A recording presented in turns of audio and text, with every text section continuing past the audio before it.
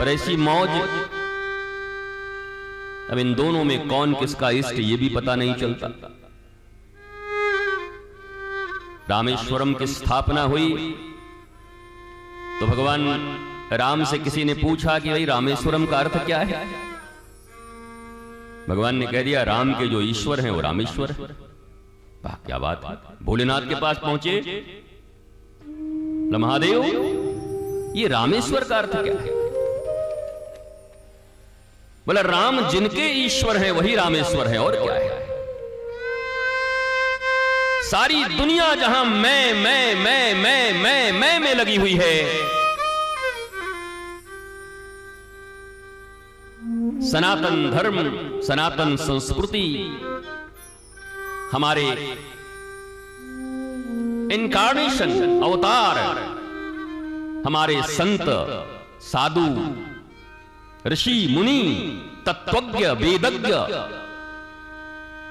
सुविज्ञ,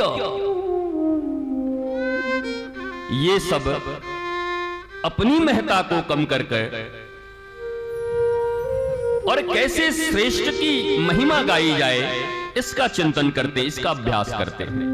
श्रीमन महाप्रभु कहते हैं तृणादपि सुनीचेन तरोरपि सहिष्णुना अमानिन मानदेन कीर्तनीय सदा हरि।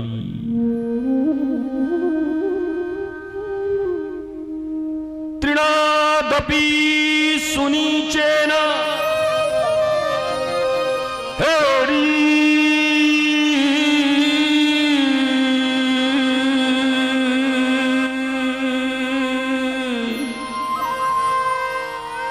तृणादपि सुनीचेन तरोरपि सहिष्णुना अमानिन मानदेन कीर्तनीय सदा हरि।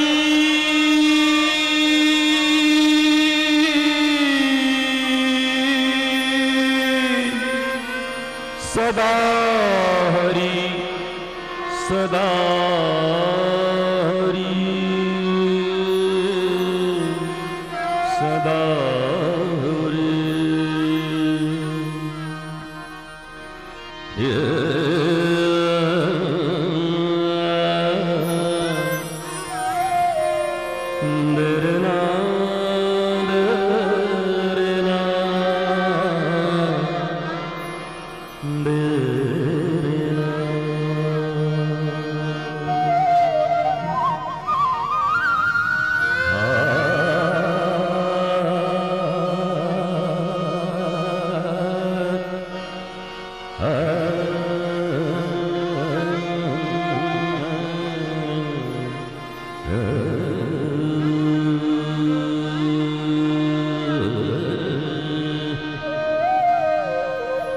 तृणादपि सुनीचेन तरोरपि सहिष्णुना अमानिन मानदेन कीर्तनीय सदा हरि।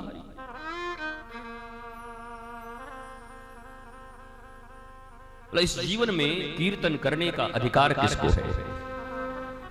शास्त्र पढ़ते नहीं, शास्त्र से मतलब नहीं, मनमौजी पूजा, मेरे मन को बाया कुत्ता काट के खाया। बोला ऐसा क्यों कर दे। बोला हमारे दादी ने कहा था। तुम्हारी दादी क्या सुविज्ञ है? तुम्हारी दादी क्या गार्गी है? तुम्हारी दादी क्या समस्त शास्त्रों की ज्ञाता है? गुरु के चरणों में रह करके उन्होंने निष्णात विद्याहरण की।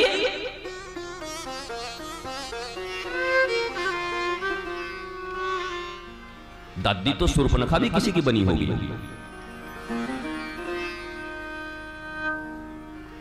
दादी तो त्रिजटा भी किसी की होगी। दादी और धृतराष्ट्र भी तो दादा था कितनों का। दादाजी, दुर्योधन के बेटे होते दादाजी, दादाजी। हाँ बेटो दादा।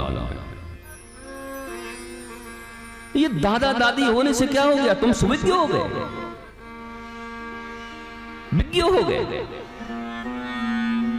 मैं तो समझता हूं दुर्योधन का बाप अगर नहीं रहता था तो कम से कम 90-80 तो बच जाते थे। अगर धृतराष्ट्र नहीं रहता था तो शायद 70-80 बच्चे बच जाते। पिता का अर्थ होता है जो पालन करे, जो रक्षण करे, संवर्धन करे। पर यह भी एक पिता इस दुनिया में आया जिसने अपने 100 के 100 बेटों को खा लिया। प्रतापी थे, एक साथ पढ़ते थे, अर्जुन के साथ पढ़े हुए थे, युधिष्ठिर के साथ पढ़े हुए थे, गुरु भी एक थे, लेकिन दोनों के माता पिता अलग अलग थे। ध्यान देना मैं क्या कहना चाहता हूं।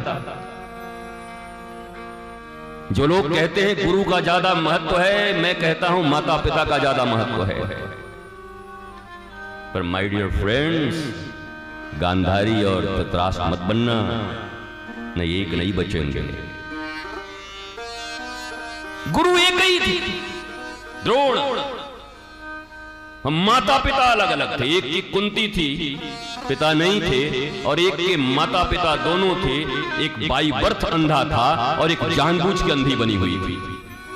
पतिव्रता था। तो दुनिया में ऐसी पतिव्रता मैंने आज तक नहीं देखा। मैंने एक अंधे और एक लंगड़े की कहानी सुनी है, दोनों बच गए थे। एक लंगड़ा था, एक अंधा था। जंगल में आग लगी, लंगड़ा बैठ गया अंधे के ऊपर, डायरेक्शन देता रहा, right right, wrong left left left, straight straight, निकल निकल निकल निकल निकल। दोनों निकल गए। दोनों ने एक दूसरे का साथ दिया। पर जरा सोचो इस मां के विषय में। ये महाभारत हमें क्या सिखाती है? हमारे धर्म ग्रंथ हमें क्या सिखाते हैं? ये मां पतिव्रता बन रही है। आई लव माई पति, मेरे पति देख नहीं सकते, मैं भी जीवन में कभी नहीं देखूंगी। मैं पतिव्रता हूं। काश की वो पट्टी न बांधी होती। पिता तो जन्मजात आंखों से विहीन थे, पर तुम्हारे पास आंखें थी, तुम चाहती तो अपने पति को। तुम्हारा नाम धर्म पत्नी है। याद रखना, भारतीय संस्कृति में वाइफ नाइफ नहीं कहते, कहते धर्म पत्नी। जो अपने पति को धर्म से कभी पतित न होने दे, उसे कहते धर्म पत्नी। पर ये गांधारी तो अपने पति को पतित होने में पूरा का पूरा सहयोग कर रही है। अरे ये तो आंखें खोल कर रखती है। और उस दिन जब द्रौपदी के सील हरण हो रहे थे, वस्त्र हरण हो रहे थे, तब चिल्लाकर कहते स्टॉप। एक नारी के सामने, एक सास के सामने उसकी बहू को नंगा कर रहे हो, तुम कैसी औलादे हो? लेकिन बेचारी पट्टी बांधी हुई थी। हम तो पतिव्रता है, हम तो पतिव्रता है। तुम कैसी पतिव्रता हो? एक पुत्र न बचा पाई, खानदान न बचा पाई, नाम लेने वाला कोई न बचा, पति भी जाकर के जंगल में फिर प्राणों का परित्याग किया। तुम कैसी पतिव्रता हो? एक पतिव्रता हो तो अपने पति, अपने पुत्रों, अपने परिवार के ऊपर यमराज को भी नहीं आने देती। यमराज को भी वापस जाना पड़ता है। पतिव्रता स्त्री थी सावित्री, जिसने सत्यवान के प्राणों को ले जा रहे यमराज को मजबूर कर दिया प्राणों को वापस करने के लिए। ये वो भारत की संस्कृति है, ये वो भारत सनातन देश की संस्कृति है जहां सावित्री ने मजबूर कर दिया, क्योंकि सत्यवान धर्म पर चलते और अपने धर्म के पति का रक्षण करते, और ये अधर्म पर चलता है। धृतराष्ट्र और पत्नी भी उनका समर्थन करती है।